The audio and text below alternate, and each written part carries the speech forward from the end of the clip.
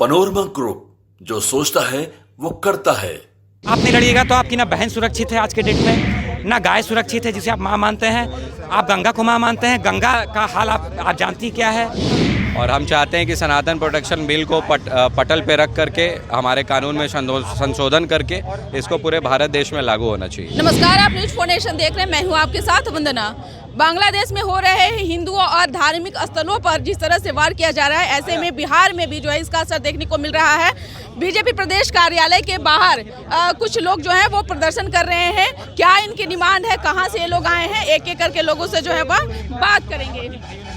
सनातन धर्म संरक्षण कानून क्यों आप लोगों को सड़क पर उतरना पड़ा और क्या कारण है, क्यों बीजेपी दफ्तर आप लोग पहुंचे हुए हैं। जैसे बिहार में जितने भी लॉयर हैं सिविल कोर्ट और हाई कोर्ट के, तो एडवोकेट श्वेत रंजन जी के द्वारा एक प्रोटेक्शन बिल लाया गया है और हम चाहते हैं कि सनातन प्रोटेक्शन बिल को पटल पे रख करके हमारे कानून में संशोधन करके इसको पूरे भारत देश में लागू होना चाहिए। क्या डिमांड है आप लोगों की? डिमांड ये है कि ये सनातन धर्म प्रोटेक्शन बिल गायत्री और गंगा के हित के लिए है और ये देश चूँकि प्राचीन हिंदुओं का रहा है, इसके संबंध में हम लोगों ने ये बिल को चाहते हैं कि सरकार, जो भारतीय जनता पार्टी की सरकार है, उनके लोगों के बीच में रख करके इनको संसद में पास किया जाए और इसमें जो भी अमेंडमेंट हो उसको पास करके इनको लागू किया जाए। क्या आपने क्या सोच करके इस चीज को लाया? क्या लग रहा है कि आपकी बातों को सुना जाएगा? बात ताकतवर की सुनी जाती है।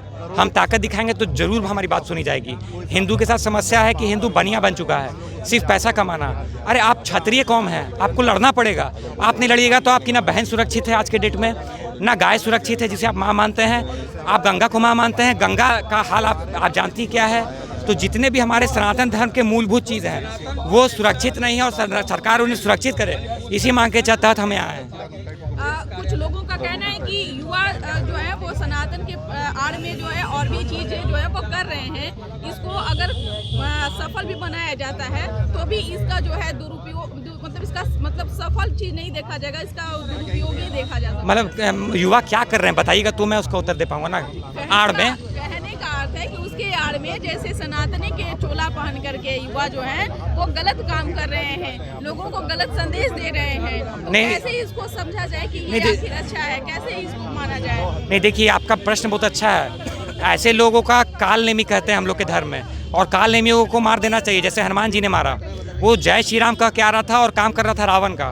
तो वैसे ही जो भी धर्म के चोले में गलत काम कर रहा है उसका वध होना जरूरी है। विपक्ष का कहना है कि युवाओं को रोजगार चाहिए। धर्म से क्या मतलब है? धर्म तो हम लोगों का सबका एक बराबर है। युवाओं को रोजगार चाहिए तो पहले रोजगार था कहाँ? रोजगार गांवों में था, रोजगार मंदिरों मठों में था, रोजगार वहाँ के जो मठ मंदिर थे उसके आसपास 50-60 रोजगार होता था। हर जाति खुद पे एक रोजगार थी।